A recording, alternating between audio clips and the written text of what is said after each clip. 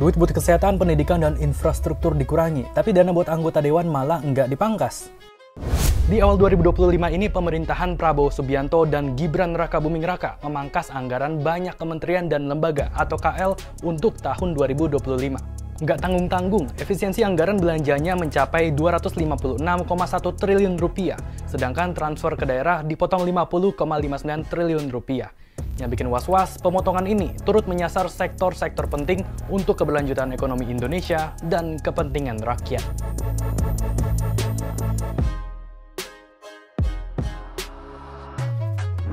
Kita mulai dari Kemenkes. Anggaran mereka yang awalnya 105,6 triliun rupiah, kena potong 19,6 triliun rupiah. Menkes Budi Gunadi Sadikin bilang, efisiensi bakal berdampak ke beberapa program prioritas.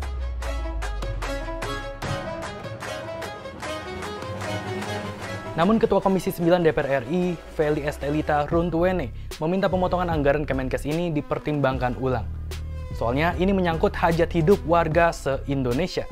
Kondisi serupa juga dialami Kemendikdasmen. Anggaran awal mereka 33,5 triliun rupiah, dipotong 8 triliun rupiah. Mendikdasmen Abdul Mutisi bilang mereka akan fokus pada program prioritas seperti program Indonesia Pintar atau PIP dan bantuan operasional sekolah atau BOS. Lalu, Kemendikti-Saintek juga mengalami pemangkasan dari anggaran 57 triliun rupiah kena potong 22,5 triliun rupiah.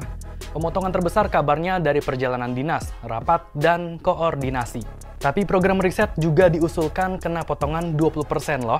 Beralih ke sektor lain, anggaran Kementerian Pekerjaan Umum dari 110,95 triliun rupiah disunat 81,38 triliun rupiah atau turun 73%. Merujuk surat Menkeu, secara umum ada 16 pos belanja yang diefisienkan. Kisarannya mulai dari 10% sampai 90%. Ini selengkapnya. Memotong pengeluaran di tengah perlambatan ekonomi itu hanya akan memperdalam resesi dan juga meningkatkan ketimpangan. Bahkan karena ada transfer dana ke daerah yang dipotong gitu ya. Nah, ini akan memperlebar ketimpangan antar daerah. Nah, kemudian bisa kita soroti lagi, misalkan dari segi layanan publik gitu ya. Ada wacana untuk memangkas pegawai-pegawai non-ASN. Nah, artinya justru pemangkasan anggaran ini itu menyebabkan layoff. Pemangkasan anggaran ini juga akan menambah angka pengangguran. Walau Prabowo ingin efisiensi, pemangkasan ternyata nggak berlaku secara menyeluruh. Salah satunya Kementerian Pertahanan yang punya anggaran sebesar 166 triliun rupiah. Badan Intelijen 7 triliun rupiah, DPR 6,69 triliun rupiah, sampai MPR 969 miliar rupiah. Kita harus wise gitu ya. Kalau misalkan mau memangkas anggaran, maka ya sebetulnya anggaran ini yang dipangkas itu dari tadi lembaga yang itu tidak memiliki multiplier effect yang signifikan terhadap fungsi negara sebagai penjamin gitu ya, kelayakan atau kesejahteraan masyarakat. Sebetulnya kenapa sih Prabowo ingin efisiensi besar-besaran? Pemerintah itu sebetulnya butuh uang atau BU untuk membiayai program-program program-program populisnya ya. Yang seperti kita ketahui itu adalah makan bergizi gratis gitu yang memiliki anggaran jumbo.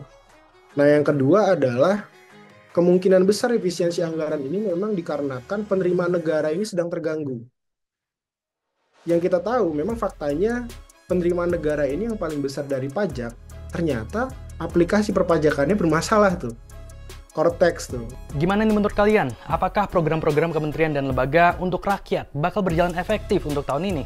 Yang terpenting, apakah perekonomian Indonesia dan nasib kita akan baik-baik saja?